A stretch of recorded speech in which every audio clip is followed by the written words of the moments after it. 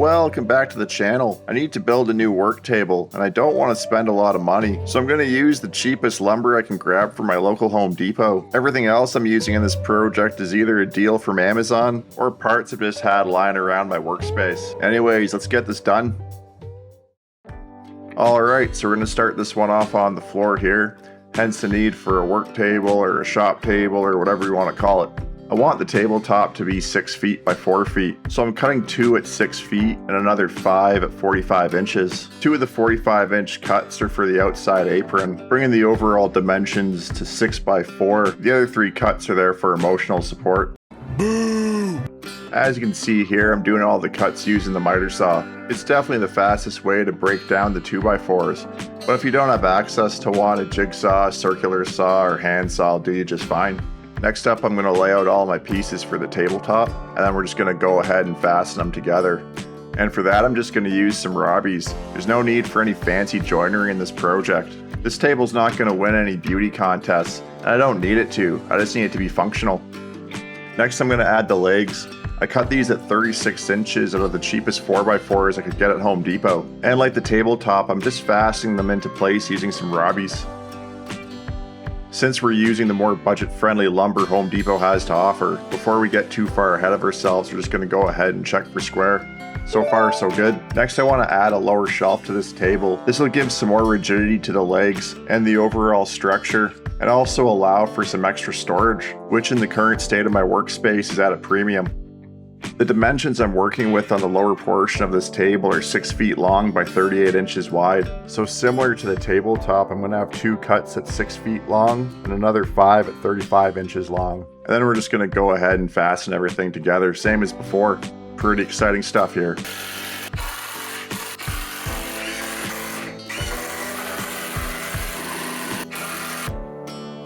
And next, with a little bit of struggle, more than I'd like to admit, we can lay the base down and attach it to the legs.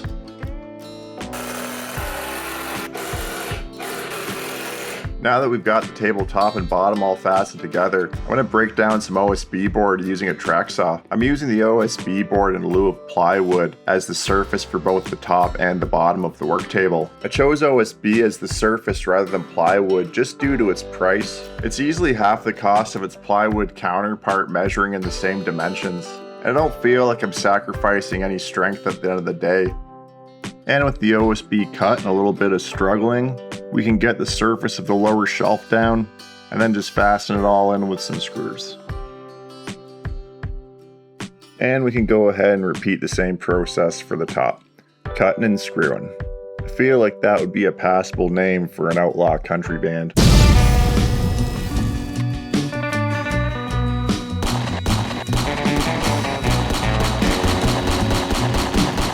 I want to use the 2 ends of this work table as storage for clamps and batteries.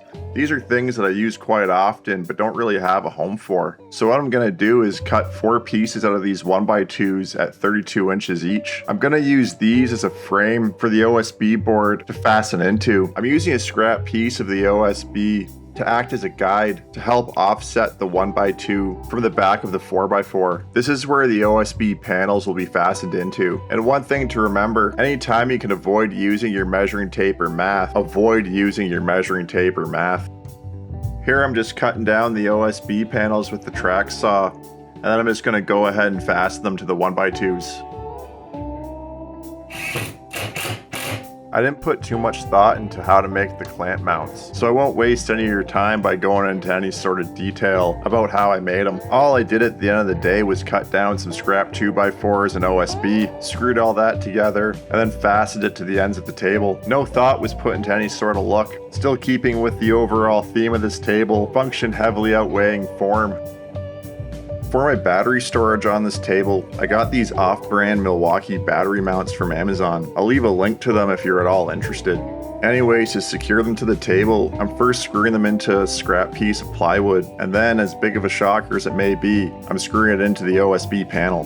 One thing that I felt was important for this table was the ability to move it around my workspace. So to do this, I'm just adding some retractable casters to each of the 4x4s. These ones each have a 600-pound weight capacity. Other than that, there's not a whole heck of a lot to say about them. When they're down, table moves. When they're up, table doesn't move. Nice and simple.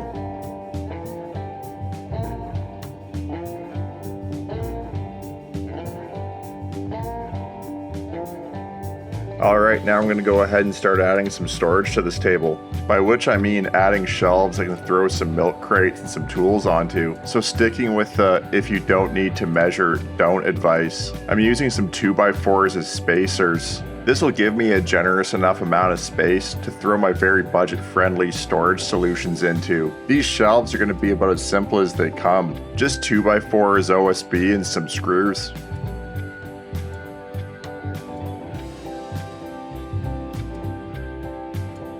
You can never have enough ways to clamp something down, so I'm adding a bench vise. This is easy enough to install, just a couple of screws. Riveting stuff, I know. I'm also adding 2 scrap pieces of plywood that'll press up against whatever material I clamp in there. This will help reduce the likelihood of damaging anything that might otherwise be scarred or marred up by the metal surface. And to fix them to the inside of the vise, I'm just using some exterior 2-way tape. This will make it a lot easier if I ever have to replace the plywood. If you're anything like me, you're constantly losing your tape measure, so hopefully this solves the problem. Alright, we're just about at the end. If you made it this far, thanks for hanging in there. I want to add a magnetic parts tray to a leg or two of this table. This is a desperate attempt to stop losing my drivers and bits by leaving them around all willy-nilly. Anyways, I'm going to need something metal for the magnetic bin to attach to, so I'm going to sacrifice a piece of this project I abandoned months ago. The bonus with this is it already has some holes I drilled out for screws. Anyways, after a little bit of cleanup, I'm just going to give this piece of metal a coat of black spray paint, and then once that's all good and dry, I can just go ahead and screw it onto one of the legs of the table. And there you have it, we're all done. She might not be much to look at, and that's sort of the point. At the end of the day, this is just a shop table, not a piece of high-end furniture. Its sole purpose is utilitarian, not an exercise in AI design or CNC carpentry. Not that there's anything wrong with those methods. In fact, I think they're pretty awesome. And I'd be a liar if I said I've never used them myself. This project has nothing to prove. Simple tools, simple outcome, and it's accessible to just about anybody. Anyways, thanks for sticking around. I'll see you in the next video.